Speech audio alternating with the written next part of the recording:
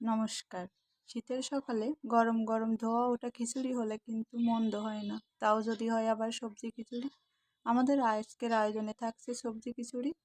সবজি খিচুড়ি তৈরি করার জন্য প্রথমেই আমি কিছু সবজি ভেজে নিচ্ছি।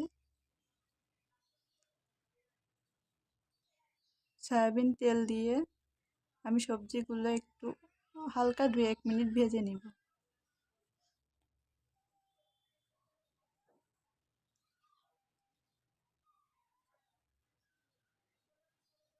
ভাজা হয়ে গিয়েছে, আমি সবজিগুলো উঠিয়ে নিচ্ছি। এখন চাল আর ডাল আমি ধুয়ে রেখেছিলাম, ওটা এখন দিয়ে দিলাম। চাল আর ডাল ভালোভাবেই ভেজে নিব।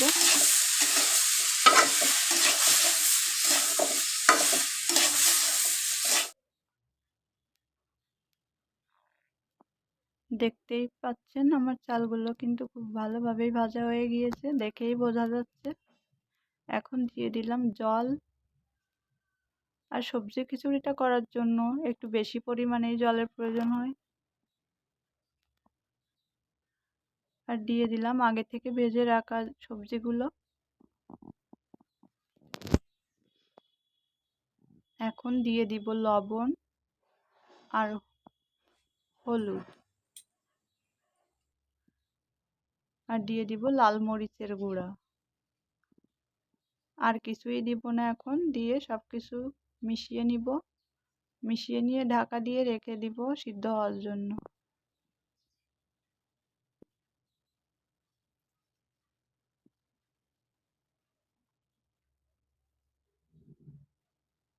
বেশ কিছু সময় পরে আমি দেখে নিচ্ছি আমার সবজিগুলো কিন্তু প্রায় সিদ্ধ হয়ে এসেছে। এখন আমি কিছু কাঁচামরিচ কুচি করে দিয়ে দিলাম,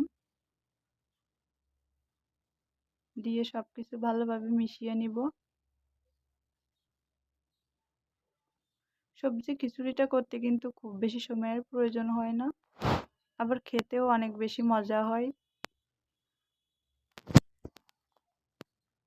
এখন সবজি খিচুড়িটার জন্য আমি একটু বাগার দিয়ে নিব, তার জন্য এখানে সরিষার তেল দিয়ে দিলাম।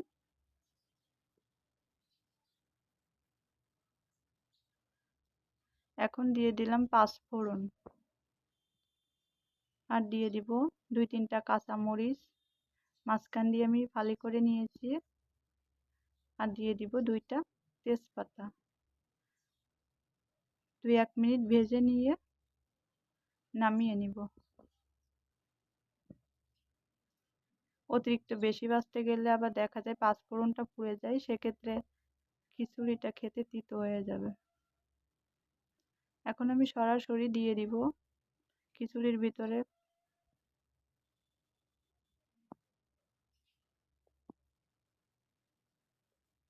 এখন সবকিছু ভালোভাবে মিশিয়ে নিব।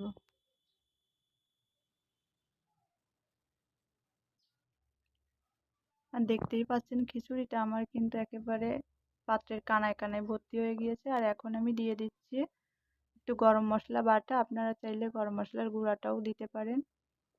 দিয়ে সবকিছু মিশিয়ে নিয়ে আর এই পর্যায়ে একটু লবণও চেক করে নিতে হবে।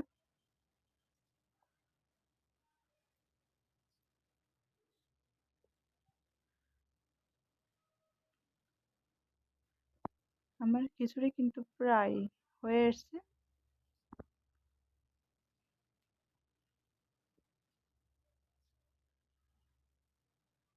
আমি এখন নামিয়ে নিব। আমি খিচুড়িটা প্লেটে নিয়ে নিয়েছি, আর আপনারা এটা যে কোনো কিছুর সাথেই কিন্তু খেতে পারেন, আবার চাইলে এমনি এমনিও খেতে পারেন। আমি এখানে দেখতেই পাচ্ছেন একটু জলপাইয়ের আচার নিয়ে নিয়েছি। শীতের সকালে এমন একটা খিচুড়ি আইটেম থাকলে কিন্তু মন্দ হয় না। তো আজকের মতো এখানেই বিদায় নিচ্ছি। দেখা হবে অন্য কোনো ভিডিওতে। ততক্ষণ পর্যন্ত সবাই ভালো থাকুন, সুস্থ থাকুন। ধন্যবাদ।